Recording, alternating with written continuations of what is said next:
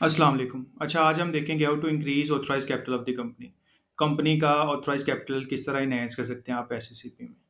तो section 85 of the companies act 2017 जो है इसको डील करता है।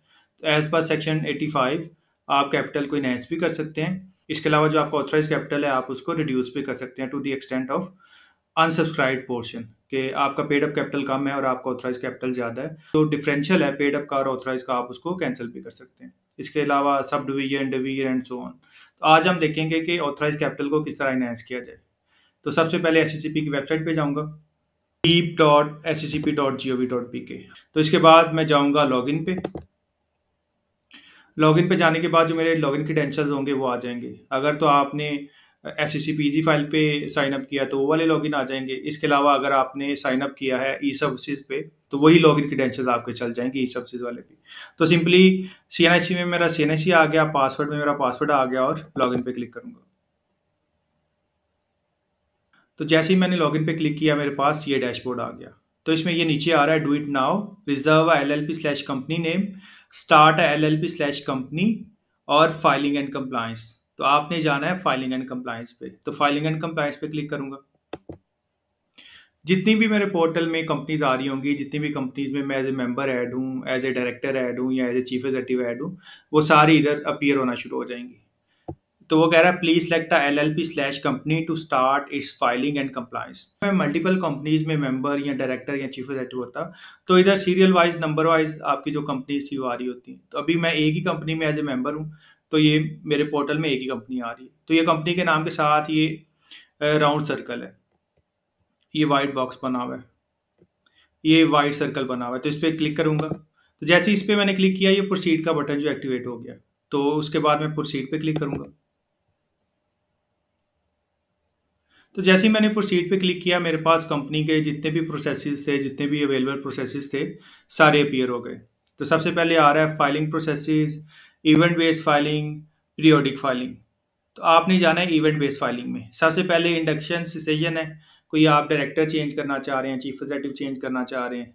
उसके बाद आ रहा है इंक्रीज इन ऑथराइज कैपिटल। तो मैं सेलेक्ट करूंगा increase in authorise capital, simply इस पर क्लिक कर दूंगा। तो ये मेरे पास एक फॉर्म ओपन हो जाएगा।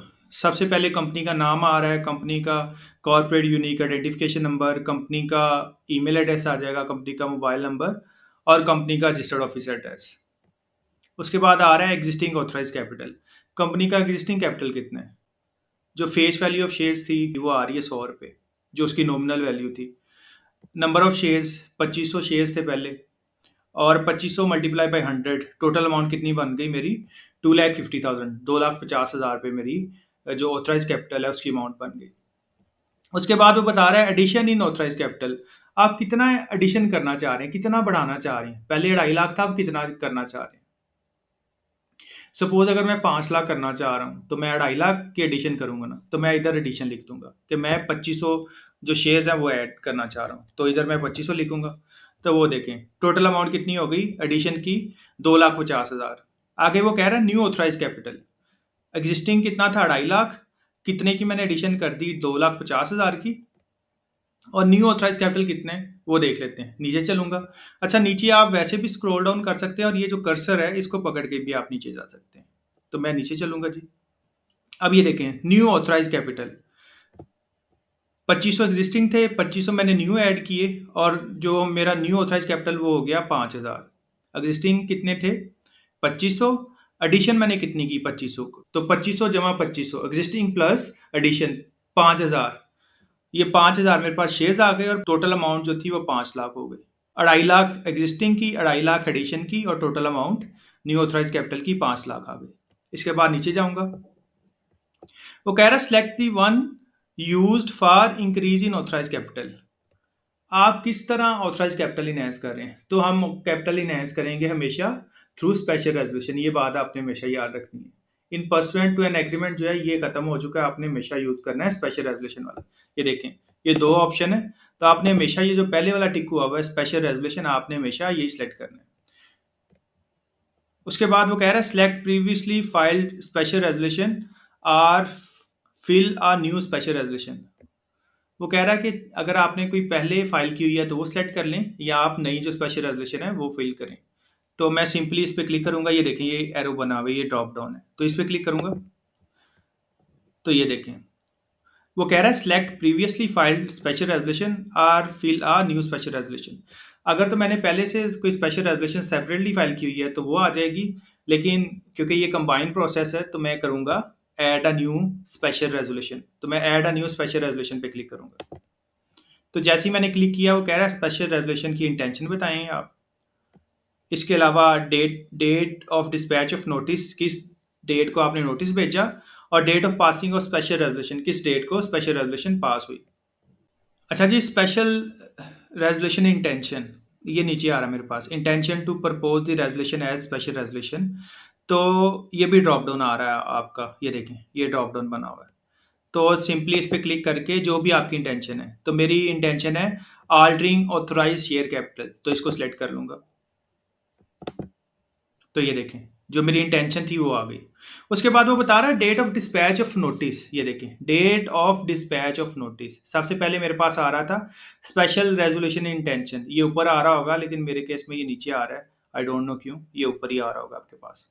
तो intention to propose the resolution as special resolution वो मैंने बता रही है कि आल्टरिंग ऑथराइज शेयर कैपिटल, हम जो ऑथराइज शेयर कैपिटल है उसको आल्टर कर रहे हैं।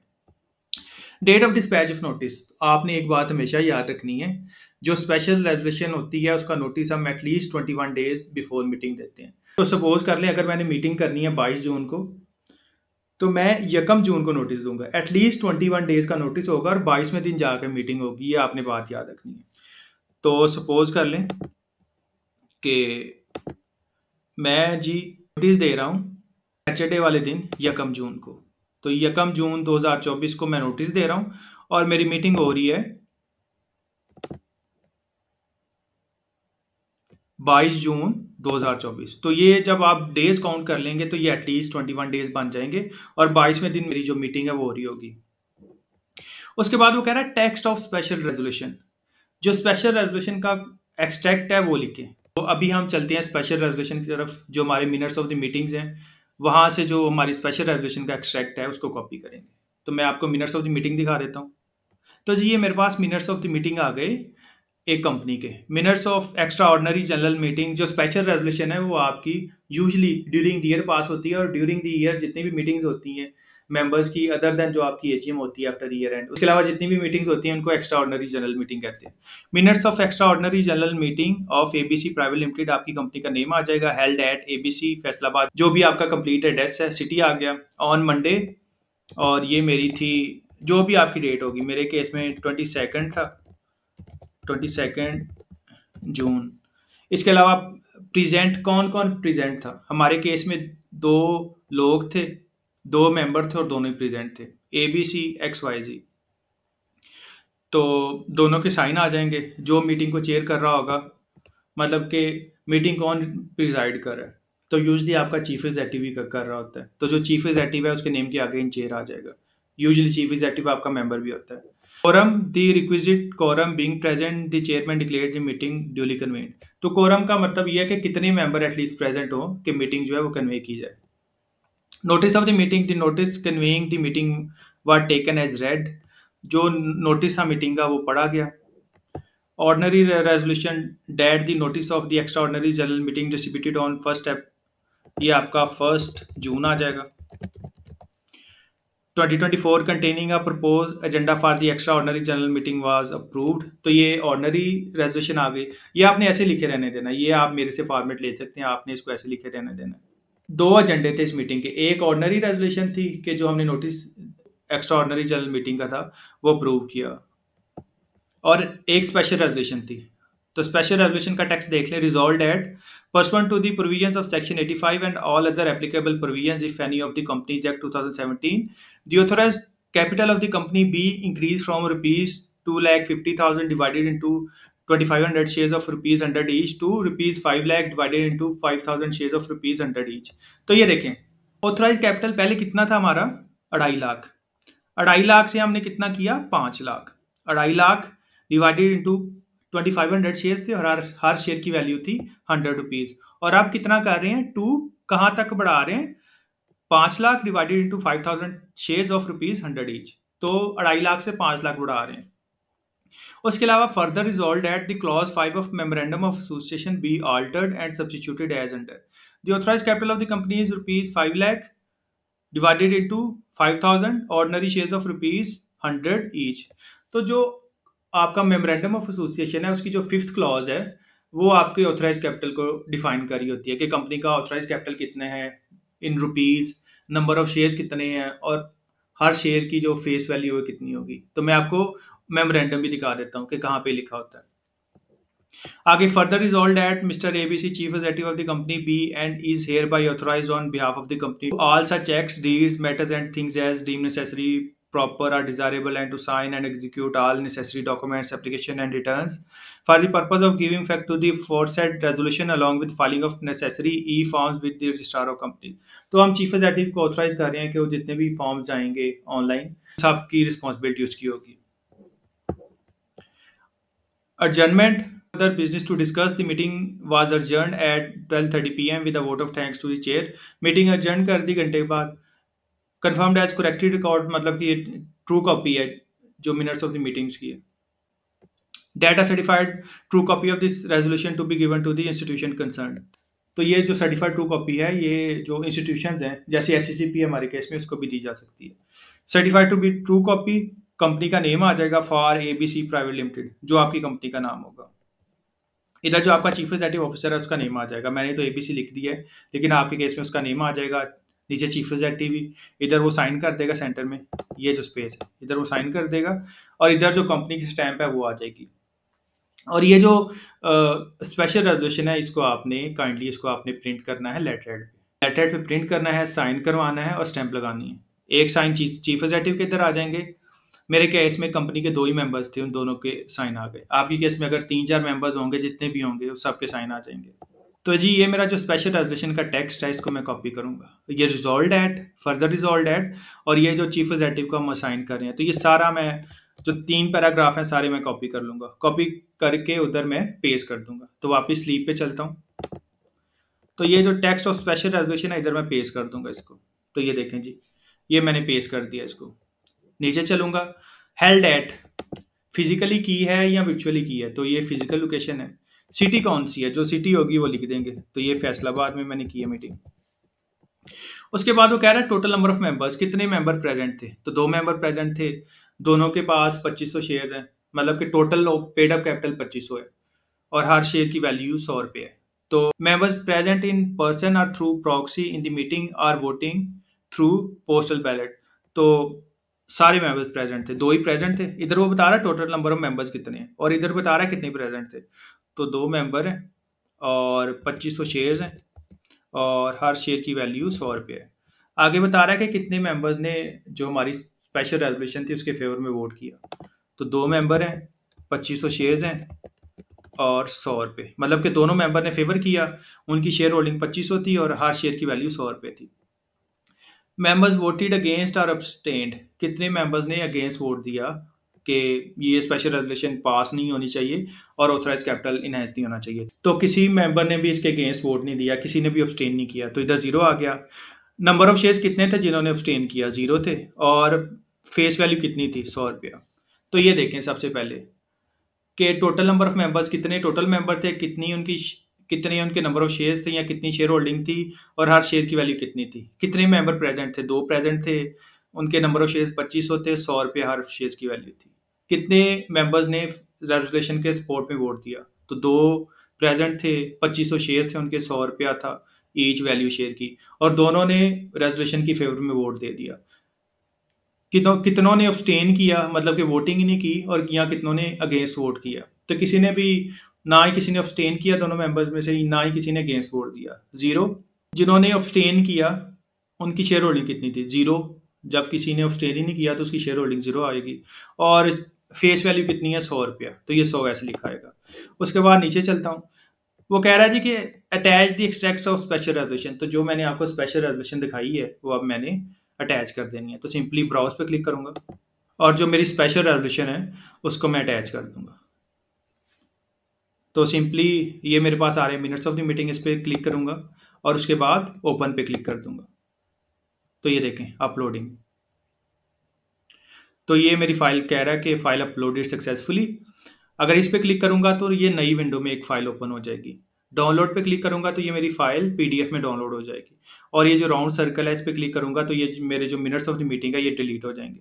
अगर मैं इस पे क्लिक करूँगा तो ऐसे ही मेरे पास दोबारा वो कह देगा कि दोबारा ब्राउज़ करके अटैच करें। अब वो कह रहा है कॉपी ऑफ एनओसी। तो एनओसी भी आपने लेनी होती है, नो ऑब्जेक्शन सर्टिफिकेट। सपोज कर लें कि अगर आपने किसी फाइनेंशियल इंस्टीट्यूशन यानी बैंक से लोन लिया हुआ है, किसी गवर्नमेंट ऑर्गेनाइजेशन से लोन लिया हुआ है, कि कोई लाइसेंस्ड एक्टिविटी है, तो इस केस में आपको एनओसी लेनी पड़ जाती है। यूजली कंपनीज क्या करती हैं, कंपनीज बैंक से लोन ले लेती हैं और उसके अगेंस्ट अपने एसेट्स जो प्लेज करवा लेती हैं, मॉर्गेज करवा लेती हैं। तो अगर आपने किसी सिक्योर्ड फाइनेंशियल इंस्टीट्यूशन से, यानी कि बैंक्स हो गए, तो अगर आपने फाइनेंशियल इंस्टीट्यूशन से लोन लिया हुआ है तो आपने बैंक की एनओसी भी अटैच करनी है। तो मैं आपको एनओसी का फॉर्मेट दिखा देता हूँ। इस केस में कंपनी ने कोई लोन नहीं लिया हुआ किसी भी फाइनेंशियल इंस्टीट्यूशन से, तो मैं आपको एनओसी का फॉर्मेट दिखा देता हूँ।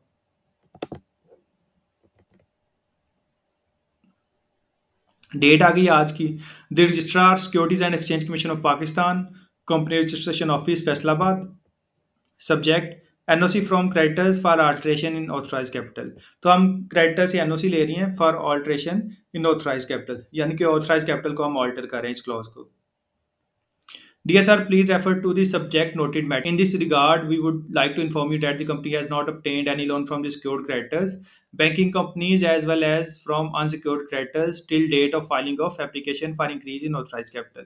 You are therefore requested to kindly acknowledge the receipt and oblige. तो इधर हम जो हमारा रजिस्ट्रार है उसको कह रहे हैं कि हमने किसी भी फाइनेंशियल इंस्टीट्यूशन यानी कि जो हमारा सिक्योर्ड क्रेडिटर है उससे भी लोन नहीं लिया, और इसके अलावा हमने किसी पर्सन से भी नहीं लोन लिया हुआ। तो काइंडली जो आप हमारी ये एप्लीकेशन है for alteration in authorise capital इसको एक्सेप्ट करें। You are thereby requested to kindly acknowledge the receipt and oblige with regards your truly for and on behalf of ABC private limited. जो भी आपकी company का name होगा वो आ जाएगा, और इधर जो आपका चीफ एग्जीक्यूटिव होगा उसके साइन आ जाएंगे। और आपने इसको प्रिंट करना है लेटर हेड पे, लेटर हेड पे प्रिंट करना है, साइन कर लेने हैं और स्टैंप लगा देनी है। तो ये दो चीज़ें आपकी आ जाएंगी। तो वापस चलता हूँ लीव पे। ये मेरी जो कॉपी ऑफ एनओसी है इसको अटैच कर दूंगा, ब्राउज पे क्लिक करूंगा, एनओसी। अच्छा, आप डबल क्लिक करके भी इसको सिलेक्ट कर सकते हैं। तो डबल क्लिक करूंगा तो ये देखें फाइल अपलोडिंग, ये देखें अपलोड हो रही है, फाइल अपलोडेड। और एज इट इज इस पे क्लिक करूंगा तो नई विंडो में ओपन हो जाएगी। डाउनलोड पे क्लिक करूंगा, डाउनलोड हो जाएगी, और रेड सर्कल पे क्लिक करूंगा तो डिलीट हो जाएगी। नीचे चलता हूँ, नीड सर्टिफाइड ट्रू कॉपी। अगर आपको सर्टिफाइड ट्रू कॉपी चाहिए तो आप इस पे क्लिक कर सकते हैं। तो मैं इस पे सिलेक्ट कर लेता हूँ, इससे फी आपकी 100 रुपया बढ़ जाएगी। अच्छा जी, अगर तो आपने कंपनी ऑनलाइन बनाई थी तो आपके जो अपडेटेड मेमोरेंडम है वो ऑटोमेटिकली ही जनरेट हो जाएंगे। लेकिन अगर आपने कंपनी ऑफलाइन बनाई थी तो आपको जो अपडेटेड मेमोरेंडम ऑफ एसोसिएशन है वो मैनुअली अटैच करने पड़ेंगे। तो ये देखें, तो सिस्टम ने ऑटोमेटिकली जो मेरे मेमोरेंडम ऑफ एसोसिएशन है ऑटोमेटिकली जनरेट कर दिए। View updated memorandum of association, तो मैं इस पर क्लिक करूंगा। तो जैसे ही मैंने उस पर क्लिक किया ये मुझे नई विंडो पे ले आया। तो मैं नीचे चलता हूँ, ये देखें fifth clause, the authorise capital of the company is 5 lakh rupees 500,000 divided into 5,000 ordinary shares of rupees 100 each. तो मैं आपको पुराना मेमोरेंडम भी दिखा देता हूँ। तो ये मेरे पास पुराना मेमोरेंडम ऑफ एसोसिएशन है। The authorise capital of the company is rupees 2,50,000 divided into 2,500 ordinary shares of rupees 100 each. तो ये देखें 2.5 लाख और उधर 5 लाख हो गया। तो ये देखें जैसे ही हमने फॉर्म जो है उसको इनिशिएट किया, एग्जिस्टिंग ऑथराइज कैपिटल के बाद हमने एडिशनल ऑथराइज कैपिटल ऐड किया, तो ये देखें मेमोरेंडम भी जो है वो ऑटोमेटिकली अपडेट हो गया। तो ये मेरे पास पुराना मेमोरेंडम था, ये उसकी फिफ्थ क्लॉज आ गई। ये देखें आप, ये फिफ्थ क्लॉज है जी। और सिस्टम में नया बना वो भी मैं आपको दिखा देता हूँ। ये देखें, तो ये सिस्टम ने ऑटोमेटिकली इसको इनहेंस कर दिया। अब जाऊंगा वापस लीव पे, नीचे चलूंगा। वो कह रहा है आर्टिकल्स ऑफ एसोसिएशन। तो आपके पास आर्टिकल्स ऑफ एसोसिएशन जो पुराने पड़े होंगे आपने वही अटैच कर देने हैं। आर्टिकल्स ऑफ एसोसिएशन में कोई चेंज नहीं आएगा, तो सिंपली ब्राउज पे क्लिक करूंगा और जो मेरे आर्टिकल्स ऑफ एसोसिएशन है सिंपली उनको अटैच कर दूंगा। अच्छा जी, आर्टिकल्स मेरे सिलेक्ट हो गए। उसके बाद मैं ये अपलोड का बटन आ रहा है तो अपलोड पे क्लिक करूंगा। तो ये मेरे देखिए file uploaded, statutory form updated. तो आई पे क्लिक करूंगा तो नई विंडो ओपन हो जाएगी। ये डाउनलोड पे क्लिक करूंगा तो पीडीएफ डाउनलोड हो जाएगा। ये रेड सर्कल पे क्लिक करूंगा तो ये डिलीट हो जाएगा। इसके अलावा अगर मुझे लगता है कि गलत अटैचमेंट अटैच हो गई है तो मैं इसको ये पेंसिल पे क्लिक करूंगा तो वापस मुझे ब्राउज पे ले जाएगा। तो ब्राउज कर सकता हूँ मैं नई फाइल, नीचे आ जाऊंगा। आगे वो कह रहा है सेलेक्ट डेक्लेरेंट, ऑथराइज इंटरमीडियरी और ऑथराइज ऑफिसर। तो आपके केस में ऑथराइज ऑफिसर होगा। ऑथराइज इंटरमीडियरी जो है वो स्पेसिफिक क्वालिफिकेशंस हैं। स्पेसिफिक क्वालिफिकेशन के साथ आपके पास एक्सपीरियंस भी होना चाहिए, जैसे मास्टर्स की डिग्री है, आपके पास ऑफिस हो, इंटरनेट कनेक्शंस हो, नंबर ऑफ लैपटॉप्स हो, और आपका प्रायर कॉर्पोरेट का एक्सपीरियंस हो। तो हमारे केस में ऑथराइज ऑफिसर होगा। तो ऑथराइज ऑफिसर आप किसी भी कंपनी के डायरेक्टर को या चीफ एग्जीक्यूटिव को ऑथराइज कर सकते हैं कि वो ये फॉर्म फाइल करे। तो अगर आपको नहीं पता कि ऑथराइज ऑफिसर कैसे अपॉइंट करना है, तो आप मेरी वीडियो देख सकते हैं, how to add authorise officer in SCCP. तो ऑथराइज ऑफिसर की सिलेक्शन के बगैर आपका फॉर्म सबमिट नहीं होगा। तो क्लिक करूंगा ऑथराइज ऑफिसर पे। तो जो मैंने ऑथराइज ऑफिसर सेलेक्ट किया होगा, अपॉइंट किया होगा, उसकी सारी डिटेल आ जाएगी। Name, first name, middle name, last name, उसकी डेजिग्नेशन, डायरेक्टर, चीफ एग्जीक्यूटिव, उसका रजिस्ट्रेशन नंबर यानी कि उसका CNIC नंबर आ जाएगा। नीचे चलूंगा। Declaration: I do hereby solemnly and sincerely declare that the information provided in the form is true and correct, और as per law, regulations, directives, circulars and notification whichever is applicable। तो वो कह रहा है कि आप अंडरटेक कर रहे हैं कि जो भी आप इंफॉर्मेशन फाइल कर रहे हैं वो ट्रू एंड फेयर है और as per law and regulation है। तो आप इस पे, ये जो बॉक्स है इस पे टिक कर देंगे। मैं इस पे क्लिक कर दूंगा। नीचे वो कह रहा है एप्लीकेशन यूजर्स, जो आपका ऑथराइज ऑफिसर है उसकी पिन एप्लीकेशन पेंडिंग है। तो जो आपका ऑथराइज ऑफिसर है आपने उसकी पिन लगानी है। पिन लगाने से पहले आप ये जो अंडरटेकिंग है, दोबारा, I do here by solemnly and sincerely declare that the information provided in the form is true and correct and nothing is concealed. जो भी मैं इन्फॉर्मेशन प्रोवाइड कर रहा हूँ वो ट्रू एंड फेयर है, कुछ भी हमने छुपाया नहीं है। तो दोबारा बॉक्स पे क्लिक करूंगा और इसके बाद मेरे पास वो कह रहा है एंटर 4 डिजिट्स पिन। तो मेरा जो 4 डिजिट्स पिन है वो मैं ऐड कर दूंगा। तो 4 डिजिट पिन ऐड कर लेते हैं इधर। तो जी ये मेरा पिन आ गया। उसके बाद अप्लाई पिन पे क्लिक करूंगा, देखें वैलिड पिन, और इधर भी साइंड आ गया। और अभी ये आपके पास सबमिट का बटन आ गया। तो सिंपली अगर आप फॉर्म को रिव्यू करना चाहें तो आप रिव्यू फॉर्म पे जाके इस आप फॉर्म 7 भी डाउनलोड कर सकते हैं, आप फॉर्म 26 भी डाउनलोड कर सकते हैं, आप जो मेमोरेंडम ऑफ एसोसिएशन है अपडेटेड वो भी डाउनलोड कर सकते हैं और व्यू भी कर सकते हैं, और आप आर्टिकल्स ऑफ एसोसिएशन भी डाउनलोड भी कर सकते हैं और व्यू भी कर सकते हैं। तो मैं आपको जो फॉर्म 7 है इंक्रीज इन ऑथराइज कैपिटल वो दिखा देता हूँ। तो व्यू पे क्लिक करूंगा। तो जैसे ही मैंने व्यू पे क्लिक किया मेरे पास नई विंडो ओपन हो गई। Form 7 the companies act 2017, the companies regulation 2024, section 85 deal करता है इसको, रेगुलेशन 30 है। Notice of alteration in share capital, company का जो कॉर्पोरेट यूनिक आइडेंटिफिकेशन नंबर है वो आ जाएगा, कंपनी का नेम आ जाएगा, फी पेमेंट डिटेल्स आ जाएगी, अमाउंट जो है वो 1100 है। नीचे चलूंगा तो पार्ट 2 है जी इंक्रीज इन ऑथराइज कैपिटल, उस पर टिक लग गया। Increase in authorise capital, date of passing of special resolution for increase in authorise capital, तो 22 जून को मैं जो मीटिंग है हमने वो की है। ये नीचे वाला नहीं आएगा हमारा, in pursuance of an obligation मैंने आपको पहले बता दिया था। अच्छा जी, increase in authorize share capital, existing कितना था, एडिशन कितनी हुई, और न्यू ऑथराइज कैपिटल कितना था, ये 5 लाख आ गया हमारा। और इस तरह ही आप इसको देख सकते हैं। हमारा सिर्फ जो पार्ट 2 है यहीं तक था हमारा। उसके बाद नीचे सारा खाली आएगा, कैंसलेशन ऑफ शेयर्स का जैसे मैंने आपको बताया था, कंसोलिडेशन का, और नीचे जो आपका ऑथराइज ऑफिसर है उसके सिग्नेचर आ जाएंगे और उसकी डेजिग्नेशन आ जाएगी। तो सिंपली वापस चलूँगा लीप पे। अगर आप देखना चाहें तो आप स्पेशल रेजोल्यूशन भी दे सकते हैं, मेमोरेंडम भी दे सकते हैं। मेमोरेंडम मैंने आपको दिखा भी दिए हैं वैसे अपडेटेड। आर्टिकल्स ऑफ एसोसिएशन में कोई चेंज नहीं आएगा, इसको वैसे ही आपने अटैच करना है। तो क्लोज करूंगा, ये क्लोज बना हुआ है, इस पर क्लिक करूंगा और सिंपली इस पर सबमिट कर दूंगा। तो वो कह रहा है congratulations your application has been submitted successfully. Application ID, तो हर प्रोसेस की यूनिक एप्लीकेशन आईडी होगी। We have sent you the application ID via email and SMS, तो आपको ईमेल और एसएमएस भी चला गया होगा। In order to finalise the application please pay the fee of ₹4750 as soon as possible but no later than 30 days after submission. The application will only be forwarded to SSB for processing. If fee is paid, application will stand automatically cancelled if fee not paid within 30 days after submission. तो वो कह रहा है कि 30 दिनों के अंदर अंदर आपने फ़ी पे करनी है। अगर आप फ़ी पे नहीं करेंगे तो आपकी एप्लीकेशन कैंसिल हो जाएगी।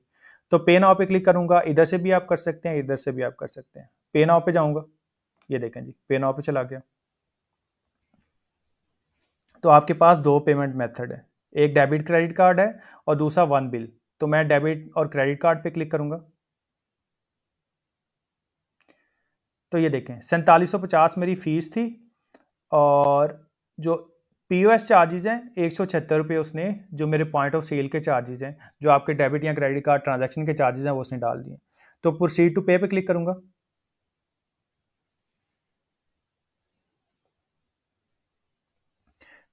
तो जैसे ही मैंने प्रोसीड टू पे पे क्लिक किया, मेरे पास ये पेमेंट गेटवे आ गया। तो इधर जो मेरे पास डेबिट या क्रेडिट कार्ड होगा उसके क्रेडेंशियल्स आ जाएंगे, कार्ड का नंबर आ जाएगा, एक्सपायरी डेट आ जाएगी, एक्सपायरी ईयर आ जाएगा, CVD आ जाएगा। सिंपली पे पे क्लिक करके आपके मोबाइल पे OTPs चले जाएंगे, ऑथेंटिकेशन कोड जो होते हैं, और सिंपली उनको लगा के आप पेमेंट कंफर्म कर सकते हैं। वापस चलता हूँ, वन बिल पे जाऊँगा। तो इसमें जो आपके वन बिल के चार्जेस हैं वो सिर्फ 2500 रुपये हैं। तो ये डिफरेंस है इसका कि POS चार्जेस काफ़ी ज़्यादा पड़ जाते हैं। तो सिंपली जनरेट चलान पे क्लिक करूँगा, तो ये मेरे पास आ जाएगा 4725 का PSID। तो ये मेरे पास PSID नंबर है। ये PSID नंबर दे के, ये देखें, ये PSID नंबर है मेरे पास। ये PSID नंबर दे के आप इजी पैसा, जैज़ कैश, सदा पे, नया पे से भी आप पेमेंट कर सकते हैं। और इसके अलावा आप किसी भी बैंक की ब्रांच में आप इसको डिपॉजिट करवा सकते हैं। तो चलान को आपने किस तरह डाउनलोड करना है, ये फी समरी के आगे आ रहा है डाउनलोड चलान। तो डाउनलोड चलान पे क्लिक करके आप इसको प्रिंट भी कर सकते हैं। आप इसको प्रिंट करके किसी भी बैंक की ब्रांच में लेके आप इसको डिपॉजिट कर सकते हैं। इसके अलावा चलता हूँ वापस होम पे। ये देखें, मेन्यू पे क्लिक करूँगा और इधर से जाऊँगा होम पे। तो जैसे ही मैं होम पे आया तो मेरे पास ये देखें पेमेंट पेंडिंग 1 आवर है, और माई पेंडिंग प्रोसेसेस में भी एक प्रोसेस मेरे पास पेंडिंग आ रहा है। ये देखें, कंपनी का नेम आ गया, corporate unique identification number, increase in authorise capital, payment pending और एप्लीकेशन ID। तो अगर मेरे से पेमेंट कंफर्म नहीं हो सकी किसी वजह से भी, या प्रोसेस मैं इनिशिएट नहीं कर सका, सपोज़ मैं प्रोसेस कर रहा था, मैं फॉर्म फाइल कर रहा था, लाइट चली गई या इंटरनेट बंद हो गया, तो आप इस पे क्लिक करके आप पेमेंट कर सकते हैं। और अगर आपने फॉर्म पूरा सबमिट नहीं किया तो इधर पेंसिल बनी होगी, उस पेंसिल पे क्लिक करके भी आप फॉर्म को एडिट कर सकते हैं। क्योंकि मेरा फॉर्म कंप्लीट हो चुका है, सबमिट हो चुका है, तो मेरे पास ये एरो आ रहा है। अदरवाइज इधर पेंसिल आ रही होती और उस पर क्लिक करके आप अपना फॉर्म जो है ड्राफ्ट मोड में उसमें वापस चले जाते हैं। तो इस एरो पे क्लिक करूंगा, तो ये मेरे पास 3 प्रोसेसेस आ रहे हैं, LLP/कंपनी सर्विसेज 3। तो जितने भी मेरे प्रोसेसेस थे जो एक्सेप्ट हो गए हैं या ड्राफ्ट में है वो इधर आ रहे हैं। तो जो आपका प्रोसेस ड्राफ्ट में होगा वो सबसे नीचे होगा, जो लेटेस्ट प्रोसेस है। तो इस पर क्लिक करके नीचे चलता हूँ, तो ये देखें कंपनी का नेम आ गया, एप्लीकेशन ID, कंपनी का कॉर्पोरेट यूनिक आइडेंटिफिकेशन नंबर। तो ये प्रोसेस है मेरे पास, increase in authorise capital, payment pending. तो पे नाउ पे क्लिक करूंगा, ये आपके पास वही फॉर्म दोबारा ओपन हो गया। आप दोबारा पे नाउ पे जाएंगे और इस तरह आप कोई भी डेबिट या क्रेडिट कार्ड सेलेक्ट करके अपनी पेमेंट कर देंगे, या वन लिंक जो है, वन बिल सेलेक्ट करके आप जनरेट चलान पे जाके अपनी PSID नंबर ले लेंगे और अपनी पेमेंट कर देंगे। इसके अलावा अगर आपने बैंक में चलान जमा करवाना है तो ये फी समरी के सामने डाउनलोड चलान आ रहा है। डाउनलोड चलान पे जाऊंगा, तो ये मेरे पास जो चलान है प्रिंटेबल फॉर्म में आ जाएगा। तो प्रिंट पे क्लिक करके मैं चाहे इसको PDF में डाउनलोड कर लूँ या इसका प्रिंट ले लूँ। सो इस तरह आप अपनी फ़ी पे कर सकते हैं। क्लोज़ करता हूँ इसे, वापस होम पे जाऊँगा।